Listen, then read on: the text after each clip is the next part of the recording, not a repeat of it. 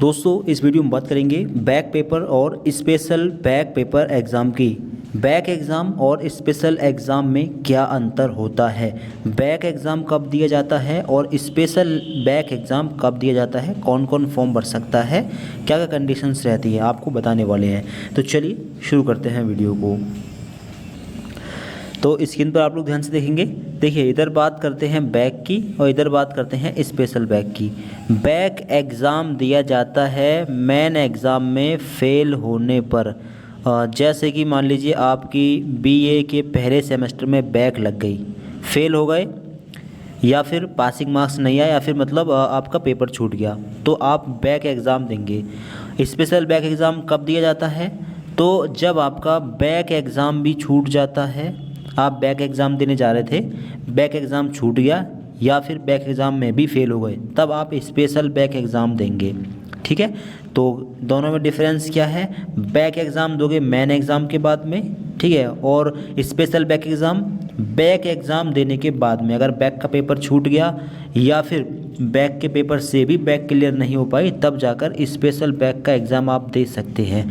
ठीक है, अब दोनों की कंडीशंस ये है कि कब कब आप भर सकते हैं। तो देखिए मान लीजिए आप बीए, बीएससी, बीकॉम या एमए, एमएससी, एमकॉम के पहले सेमेस्टर में थे, तो आप बैक का एग्ज़ाम देंगे तीसरे सेमेस्टर में।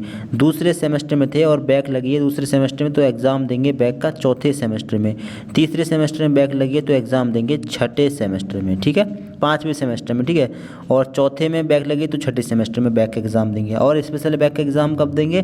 तो स्पेशल बैक का एग्ज़ाम 6 सेमेस्टर कंप्लीट करने के बाद में।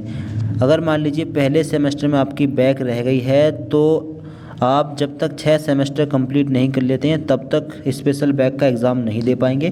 तो जब आपके 6 सेमेस्टर कंप्लीट हो जाएंगे, फिर जो ओड सेमेस्टर के या फिर उसके बाद में ओड सेमेस्टर के फॉर्म निकलते हैं, उसी के आसपास आ जाते हैं आपके स्पेशल बैक के फॉर्म।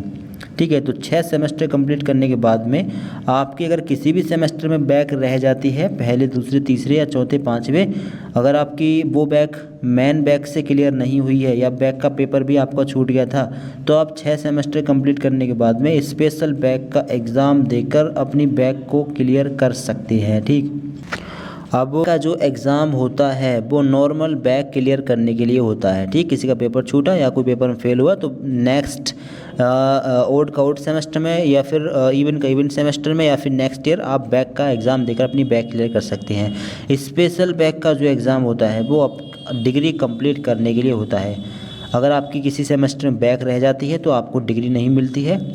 ठीक है, जब तक आप सारी बैक क्लियर नहीं कर लेते तब तक आपको डिग्री मार्कशीट नहीं मिलेगी। तो इसलिए डिग्री कंप्लीट करने के लिए स्पेशल बैक का एग्ज़ाम कराया जाता है, जिससे कि जिस भी स्टूडेंट्स की बैक रह गई है किसी भी सेमेस्टर में, वो अपनी बैक क्लियर करके, ठीक है, अपनी बैक क्लियर करे, जिससे कि उसको डिग्री मिल जाए।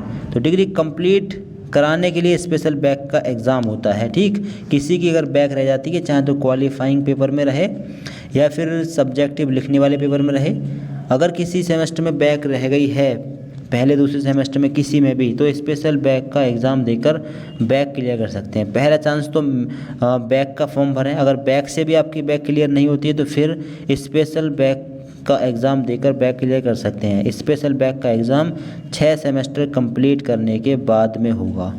ठीक, बाकी स्पेशल बैक एग्ज़ाम के रिगार्डिंग या मेन बैक एग्ज़ाम के रिगार्डिंग आपको कुछ और जानना हो, कमेंट करके आप लोग पूछ सकते हैं। ठीक है, आई होप कि आप लोग समझ गए होंगे अच्छे से। कुछ भी और जानना हो कमेंट करके आप लोग पूछ सकते हैं। ठीक है, दोस्तों को शेयर करिएगा और चैनल आप सब्सक्राइब करिएगा। Thanks for watching this video.